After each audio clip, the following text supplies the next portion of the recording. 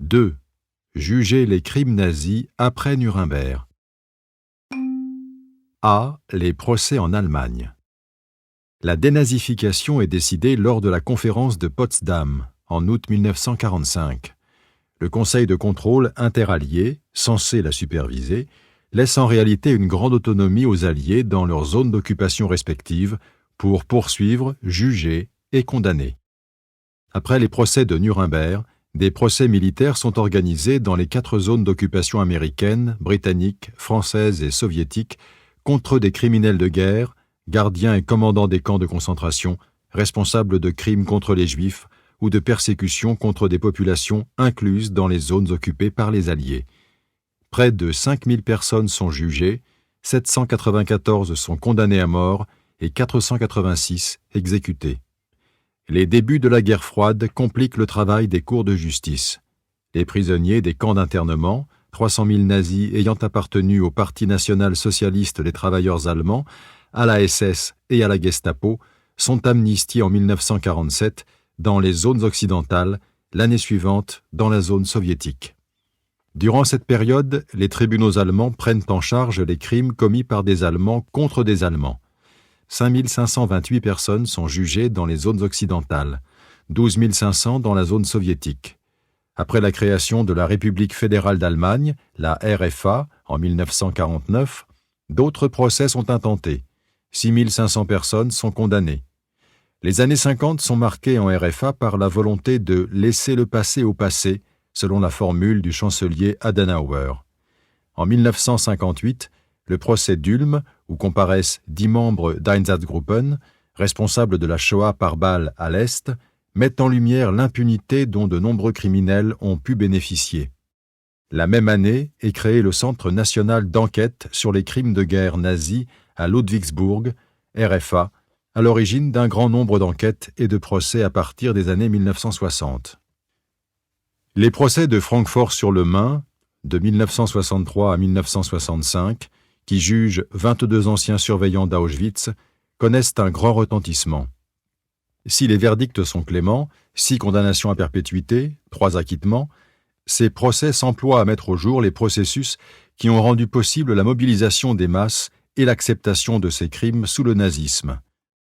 Ils participent à l'œuvre de reconstruction politique et morale de la société allemande et font ressurgir, notamment auprès des jeunes générations nées après la guerre, la question de la culpabilité.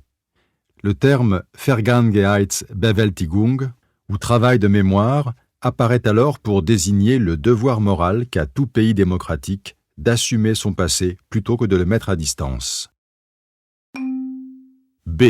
Poursuivre sans limite de lieu et de temps.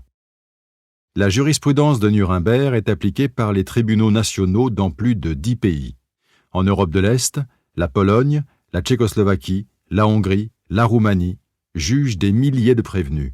Le premier procès d'Auschwitz se tient à Cracovie en Pologne fin 1947. Sur les 40 accusés, officiers SS, médecins, gardiens, 23 sont condamnés à mort et 16 à des peines de prison. Rudolf Hess, principal commandant d'Auschwitz, a quant à lui été jugé par le tribunal suprême de Pologne en avril de la même année, condamné à mort et exécuté près du crématoire d'Auschwitz I et de la maison qu'il occupait dans le camp. En mai 1960, les services secrets israéliens enlèvent Adolf Eichmann, ordonnateur de la déportation des Juifs durant la Seconde Guerre mondiale, à Buenos Aires en Argentine et le ramènent en Israël. Son procès s'ouvre en avril 1961 à Jérusalem. Il est jugé pour 15 chefs d'accusation regroupés en 4 catégories. Crimes contre le peuple juif, crimes contre l'humanité, crimes de guerre et participation à une organisation hostile. La jurisprudence de Nuremberg y est précisée et dissocie de manière plus claire le crime contre l'humanité, qu'aucune considération utilitaire ne peut expliquer, du crime de guerre. Déclaré coupable, Eichmann est condamné à mort et exécuté le 31 mai 1962. Le procès entièrement filmé a un retentissement mondial. En donnant la parole aux survivants, il permet que l'histoire du génocide soit racontée et œuvre à l'avènement du témoin.